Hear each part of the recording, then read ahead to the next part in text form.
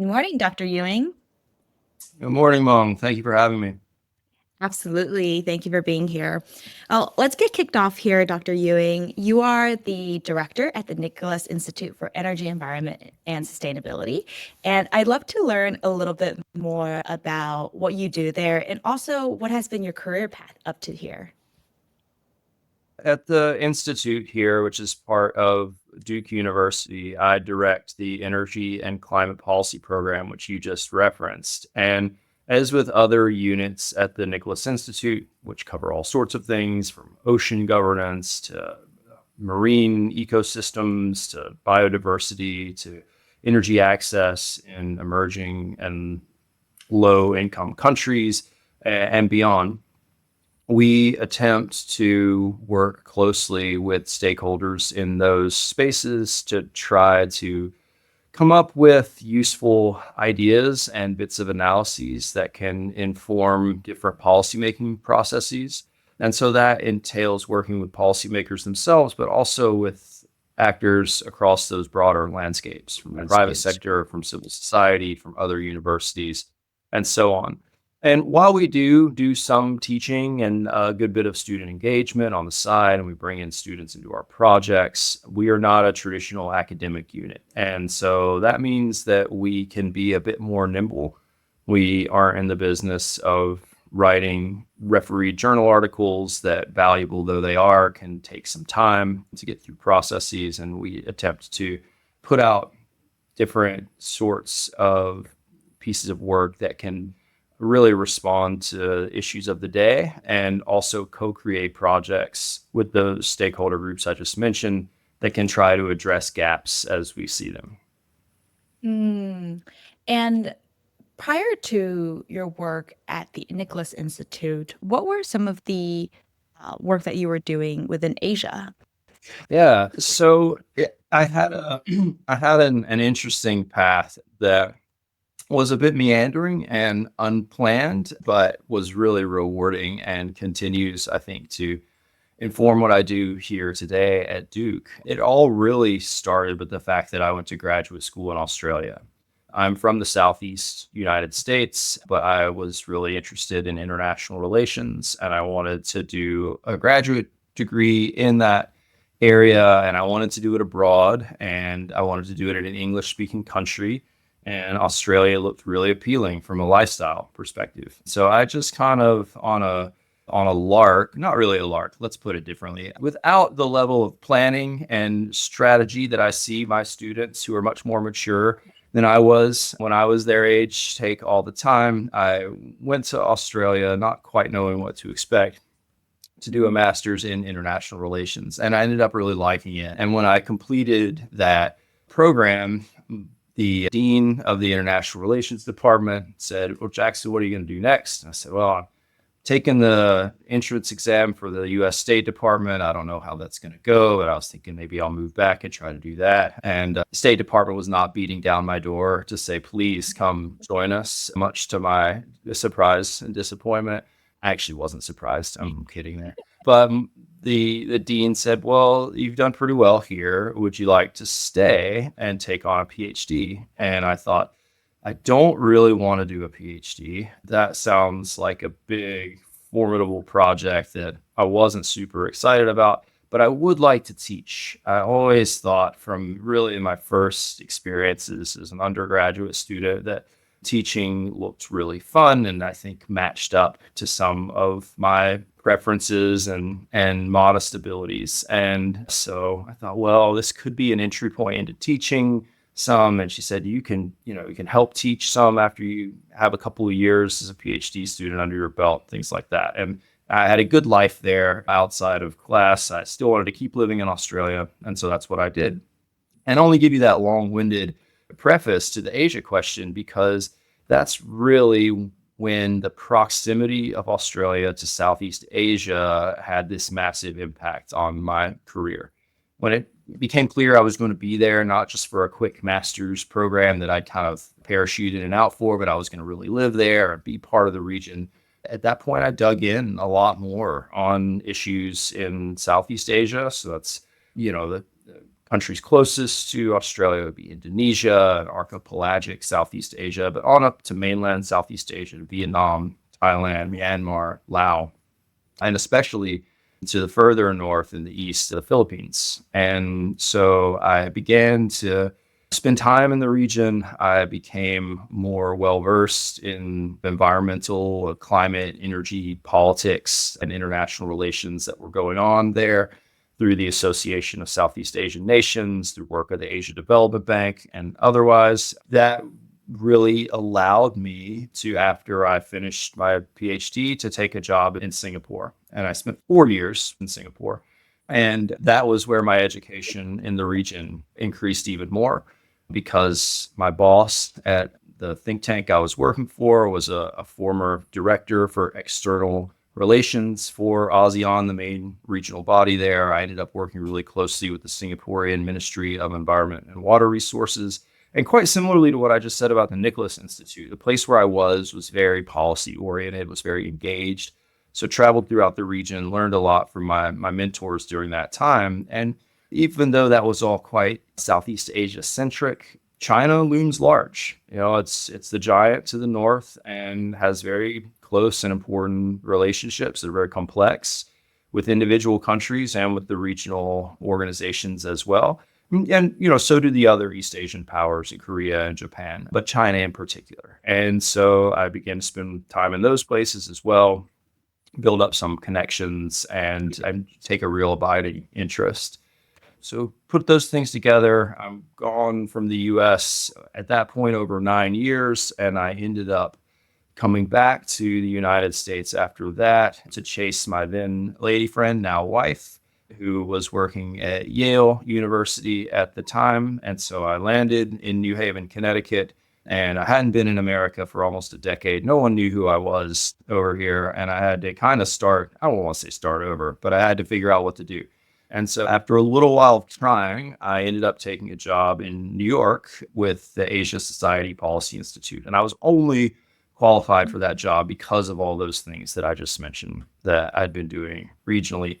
And there again, my education really increased because I worked directly under Kevin Rudd, who was the former Prime Minister of Australia, Mandarin speaker, real Asia hand. He'd been foreign minister as well. And I spent about 4 years there. And so learned a lot from Kevin and my other colleagues. And when you're with important people like Kevin, you get to be in rooms that they would never let me into otherwise. And so we were together at the climate negotiations in Paris in 2015 and a number of other kind of international forums. And because we're the Asia Society Policy Institute, oriented around Asian issues. And there I worked a lot on carbon market development in China and Japan subnationally, in Korea, in Southeast Asian countries, potential connectivity between those markets whereby allowances could be traded across borders. Spent a lot of time on that. Didn't necessarily work all that well, but we put some ideas forward that might get taken up at some point and have gotten taken up in some modest ways so far.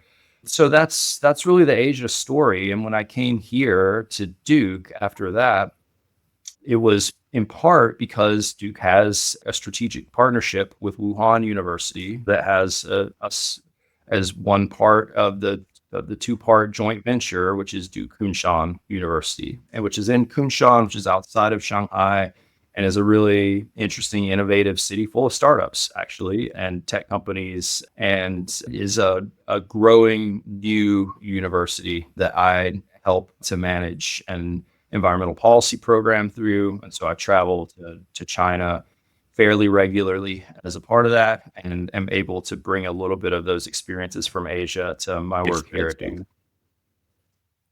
That's super cool. Given that you went to Australia without knowing too much about where that direction is going to lead, I think it's led to some really cool paths there as well. I'd love to dive a little bit into your experiences in Asia and perhaps starting with a more macro level question, which is across Southeast Asia and looking at China, what has approach for sustainability and climate change changed that of the US? Well, let's start with China and the US, perhaps, and think about the differences there. I think that there's one that is extremely important, perhaps underemphasized at times, and is something that I see as kind of being a durable difference no matter what the political environment of the day happens to be. And that is that China is very reticent to make any commitments internationally or domestically on climate change that it is not very confident that it can make or that it can achieve, excuse me. And that may sound obvious. It may sound obvious that all countries should be confident that they can achieve the commitments and plans and goals that they set forth. But that's actually fairly different than a lot of the approaches that we see in the United States and in other parts of the world, where some of the commitments we make are intended to be a difficult goal that can be kind of a North Star that policy then goes about chasing, and that lends some urgency to an issue area that is meant to galvanize policymaking and also galvanize efforts from the private sector in particular, civil society support for it. And now we have this goal of, in the Biden administration, of decarbonizing our power grid by 2030, or, getting off of internal combustion engines by such a date, et cetera. So we put these goals forward, emissions reduction goals, et cetera, at times without a very clear vision of precisely how they'll be achieved. And that creates questions as to whether they will in fact be achieved, especially when those goals are quite ambitious. China is different. China will be criticized often by members of the international community for not putting out ambitious enough targets for decarbonization, for its climate policies, et cetera. But China typically wants to have that clear direction of travel and plan in place to be able to back up the goals that it does set and the commitments that it does make. And at times, it will kind of underpromise and overdeliver. Now, this can be frustrating. This can be kind of welcoming in terms of, not to say China makes good on every commitment that it ever puts out there, but some degree of dependability that those targets will be met. It can be frustrating for some that want to see China commit to peaking its emissions right now, for example, the middle of this decade, which is something that it's been called upon to do. And by some metrics, maybe it is in fact doing. But China has proven to be very resistant to moving up that goal, which is to peak emissions before 2030.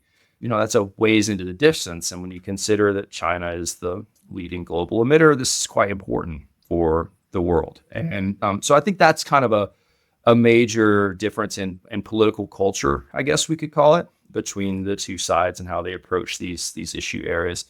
One thing that brings the two countries together, which is also difficult, is the extent to which climate and environmental concerns can be isolated from the rest of the relationship and kept free from spoilers.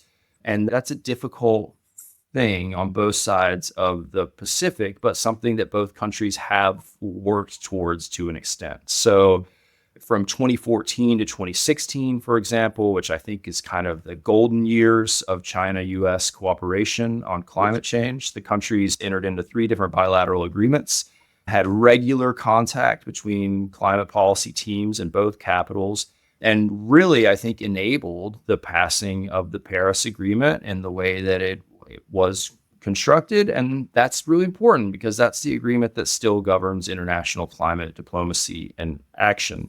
And that was during a period where there was an appetite to work together on something. And for various reasons, they landed on climate as a place that we can work together on, even if our trade relationship is difficult, even if our security relationship is at times fraught, even if our geopolitical alliances are sometimes at odds with one another, even if we don't really see eye to eye on how we should be working together in global institutions.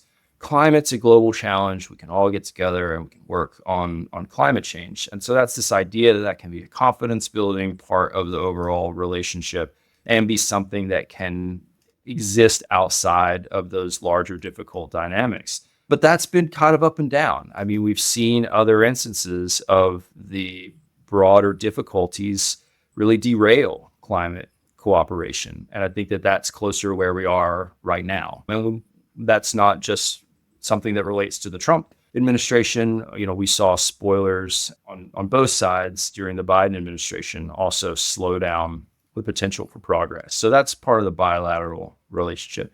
In terms of Southeast Asia, I think that they have a kind of Southeast Asian countries obviously are all unique, and I don't want to paint with too broad a brush and suggest that they all have the same kinds of dynamics at play here. But one thing that is relevant in many instances is that there is a desire in Southeast Asian countries to not be too vulnerable to China's whims economically, geopolitically, militarily. They don't want to be susceptible to China's territorial claims that come at odds with their own national interests, et cetera. They want to make sure that they're insulated from different kinds of pressure that China can be brought to bear to the extent possible as smaller, less wealthy countries that are so close territorially. And at times that brings them closer to the United States, diplomatically, geopolitically. This happens at the same time that their business relationships in China are growing in many instances. Chinese investment into Southeast Asian countries is increasing. The presence of Chinese firms is growing. And so they have this kind of dual challenge of managing those growing ties in the one sphere and those difficult aspects of the relationship in others. And because all of these things touch on climate, right? I mean, we're talking about what kinds of energy systems they're going to have, what kinds of transportation systems are going to be built, what types of goals and ambitions they're going to be willing to take on in the international forums on climate change. We're talking about the kinds of technologies they want to invest in or bring to their country, how they want to industrialize further, essentially. All that's relevant to that investment from China and that relationship with other great powers, Europe, United States included. With the desire for Southeast Asian countries to be more insulated from the changes in China, what are for opportunities for startups, both within the US and outside of the US? One opportunity space there has to do with U.S. so-called friendshoring policy. The U.S. views itself as extremely vulnerable to Chinese-dominated supply chains in some key areas and wants to push against that vulnerability. Critical minerals are a good example of that, where China is really at the forefront of both the extractive, but especially the processing of critical minerals that are necessary for a number of different energy, but also technological and security enterprises. And so the fact that the US would like to diversify its sourcing of those materials to be less beholden to China creates opportunities, I think, in places like Southeast Asia, which can serve as some replacement in some instances for those kinds of materials. And so I think that you already see things like that, like the potential to invest in nickel processing in Indonesia, for example, because of the need for that kind of access. And I recognize that some of those extractive spaces might not be the most ripe for startups, but there is, of course, kind of the cascading sets of opportunities that can come up whenever we see this sort of a broader industrialization and economic growth that comes alongside it. And that brings me, I guess, to the second thing, which is that these are growing economies, vibrant economies. Countries like Indonesia, Vietnam, Thailand, Philippines, these are countries with large populations, with an existing industrial base, but with a growing middle class, with growing purchasing power. And so when we think about things like e-mobility, for example, if you could be a startup that can make real inroads on electric mobility for motorbikes or for cars in these areas, or for circular economy solutions. So these are urbanizing places too. So if you can come with real solutions on different sorts of urban challenges, et cetera, this is a place to play. And I think that it's not by any stretch a region that is going to have a lot of barriers put up to that kind of engagement. I think it's a region that's hungry for that Yeah. kind of engagement and that kind of engagement which they will enter into with China, but are also quite happy to enter into with firms from the US, from Europe, from other low and middle income countries, et cetera. And I think that just as the US wants to diversify its supply chains, there's an appetite in Southeast Asia to diversify its economic partners and its political and diplomatic partners. And the US is certainly high on that list. There's also, I think, a really effective kind of anchor for regional efforts in Singapore, because Singapore is a financial center, it's a port city, it has a really strong business environment overall, has a great knowledge economy. It can serve as an incubator for startups. It does things like the Sustainable Innovation Forum regularly and for kinds of sustainability tech road shows and tech shows and things like that. Real appetite to invest in some of those sorts of technologies through Thomas Sec or Monetary Authority of Singapore, et cetera. So there's investment potential, real presence of the finance industry there already. So Singapore can be a galvanizing force in its own right as a relatively small country, population wise, playing a larger role. Are there particular trends that you're seeing into climate technology within China? Yeah. So if we look at the history of China's bets on climate tech, there are some pretty clear areas where we are now experiencing the fruits of strategic decisions from a decade ago to about 15 years ago. And I've already mentioned critical minerals, but that is particularly important given China's growing electric vehicle space. And so China has really become a global leader in battery production and is has a really vibrant EV space that is again largely the result of back in the early mid 2010s there being significant government support for trying to capture those value chains and really invest in those industries. Now, many will criticize China's sort of state-driven mercantilist economic approach as eroding a level economic playing field globally. A lot of those criticisms are valid, and economists and political scientists are right to debate that and to argue that back and forth. I won't get into that here, but the results are quite clear in this instance, which is China's real dominance in the upstream parts of those technological categories. And they have a real head start there over some of their competitors globally. So if we apply that same kind of thinking to, well, what's happening now? What's going to be the next EV sector, for example? I think it's in storage. And I know there's some overlap there, but I think it's in electricity storage.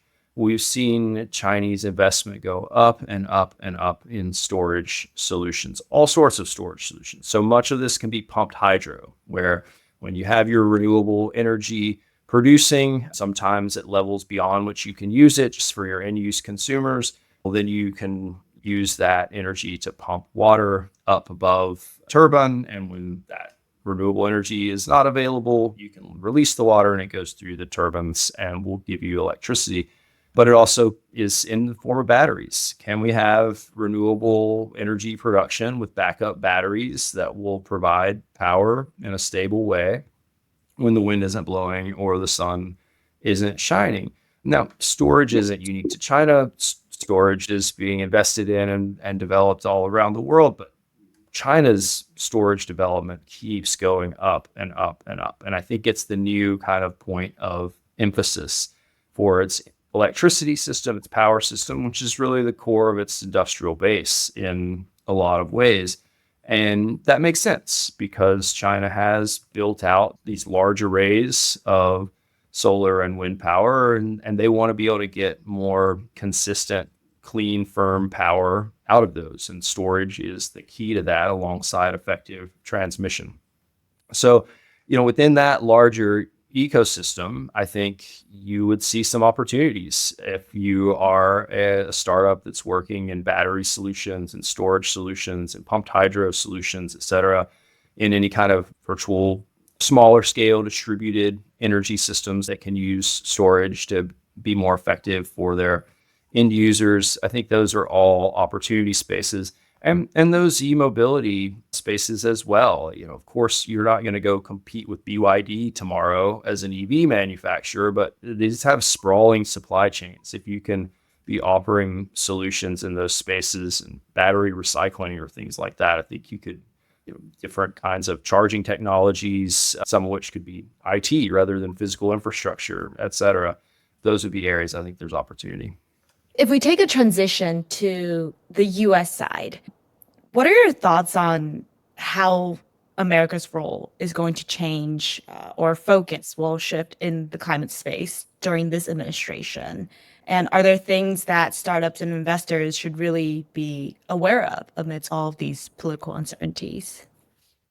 Well, there's going to certainly be a retreat on the international stage. The US is not going to be a meaningful participant in different United Nations Framework Convention on Climate Change diplomatic meetings. We've already withdrawn or declared our intention to soon withdraw from the Paris Agreement. So I think there will be that messaging out to the world that also has material consequences of not being in the rooms where decisions are made. And I don't expect that to change over the course of the administration. I think if we look at the executive orders from the Trump administration, we should take seriously the direction of travel, which is that they have no appetite for participating in substantive ways internationally in the climate arena, and that domestically decarbonization is far from a priority, and rather their energy goals tend to preference expansion of fossil fuel production and everything that may entail along that value chain.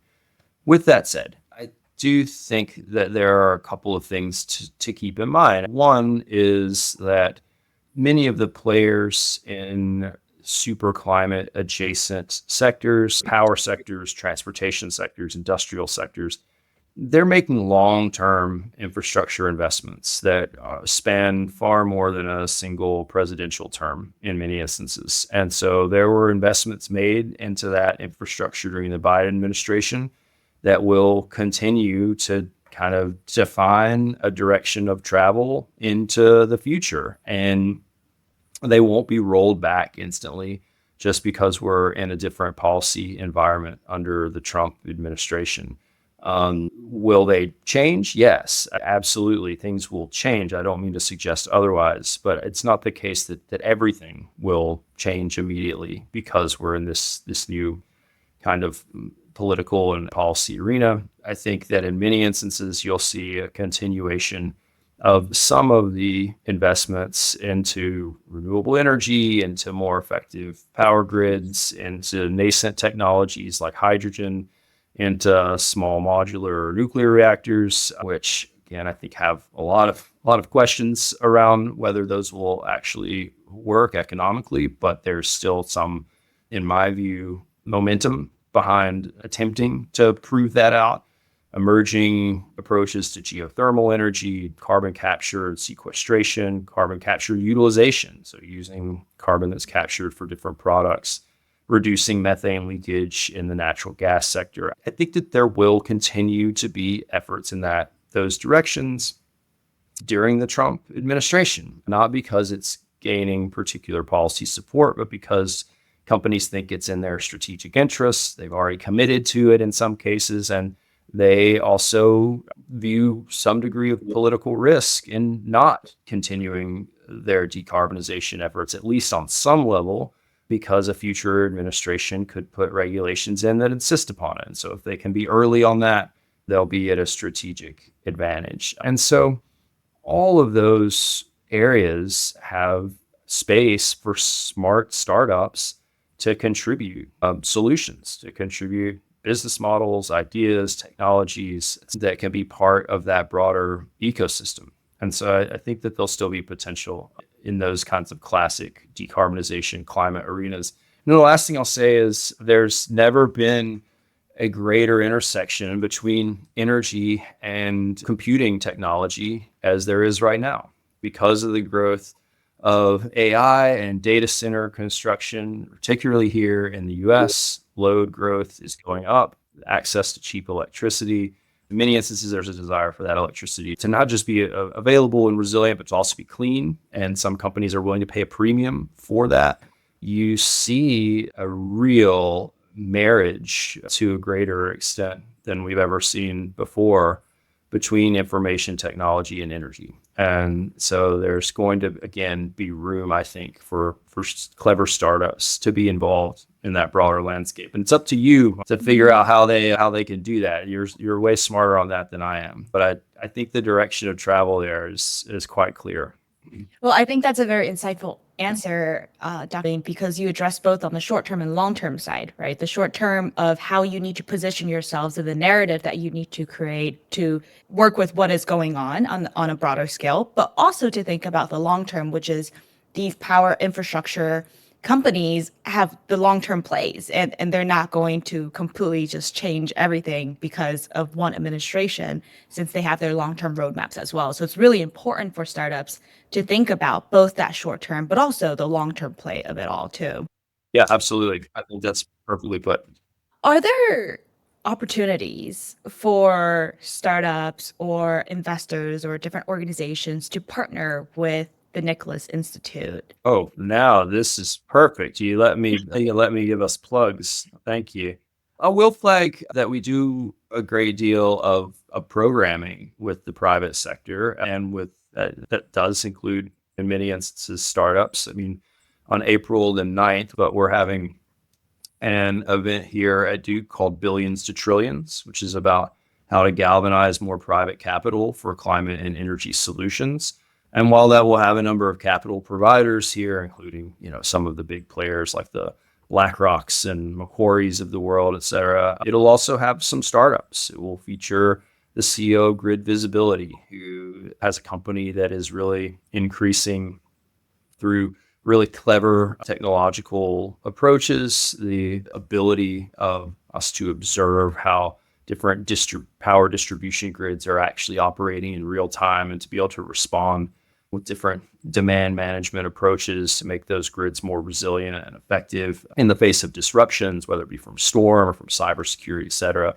And we'll have a leader from Nth Cycle, which is really about the circular economy around batteries, things like that. So there'll be, and those are just a couple. I won't keep plugging group after group, but those are places where we'll be able to exchange ideas, to build relationships, so not just with the Nicholas Institute, but with that, people in that broader ecosystem, and to try to move those solutions forward, even if just a modest step to try to make our contribution there.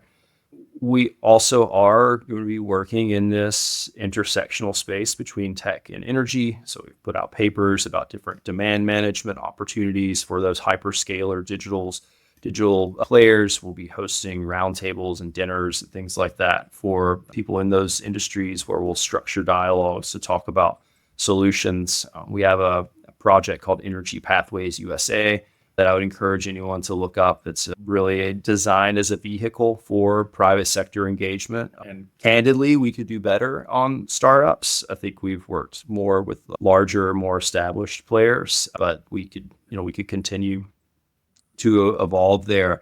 And beyond the Nicholas Institute, our School of Engineering has strong connections with the startup community. Our School of Environment has a business and environment concentration that has actually birthed multiple startups. The one relatively recent one that I'm aware of is called Tyrata, which uses a data-driven approach for tires that can allow the tire users to have a better understanding of the wear and tear and maintenance needs, and as a result, be more sustainable with their materials usage, but also save money because they can be out in front of challenges. And so that's a group that's kind of an incubator for startup ideas I would encourage folks to look into and to engage with. We also have students who are way smarter than me, and who are always looking for different master's projects, undergraduate with distinction theses, things like that. And they are looking for clients to work with to carry out those projects. So that's some good free labor that can be really symbiotic, because the students can do effective work for the company for their projects, and the company can help to mentor the student and to build that student or that team of students capacities and awarenesses and levels of awareness, I should say, and contacts and network, et cetera. So those are some avenues. Well, I was just going to say, so it seems like for startups who are trying to work with students and potentially help, that they could reach out to the organization to see how they can get partnered with students, but also from broader level, understanding that there's a lot of events that are going on and papers that are coming out of the Nicholas Institute that startups could potentially reference to, and just in general, a lot of partnership opportunities, it seems, and cool innovations coming out of Duke University. So definitely, it seems like there's a lot of opportunity to collaborate. Last words, Dr. Ewing, on just everything that's going on within the climate space right now and things that startups should really think about. Just that we're counting on you. I work all too often at kind of a 10,000 foot level on different sorts of policies that are designed to try to create enabling environments for solutions. But can get lost at times in that kind of helicopter view and miss some of the targeted granular innovations that are happening at startup levels. And that's just speaking about myself personally, but it's really there that so many solutions will come from. And so I just say that I'm in awe of those who have the bravery and the smarts to create these companies with these mission driven approaches that are able to meet these needs. I think the needs are going to continue to be there, even if signals from the White House can be confronting and troubling at times for those working in the climate space. The opportunities will still be there, the need will still be there, and we certainly are going to be looking to that group to come up with the sorts of answers that we need. And this is one of the most important issues of our time. So I hope that they'll spend some of those enormous skills in the climate space. This is awesome. And thank you so much, Dr. Ewing, for taking your time to share your insights and knowledge with us. We really appreciate it. Yeah, thanks a lot, Mong. It was a pleasure.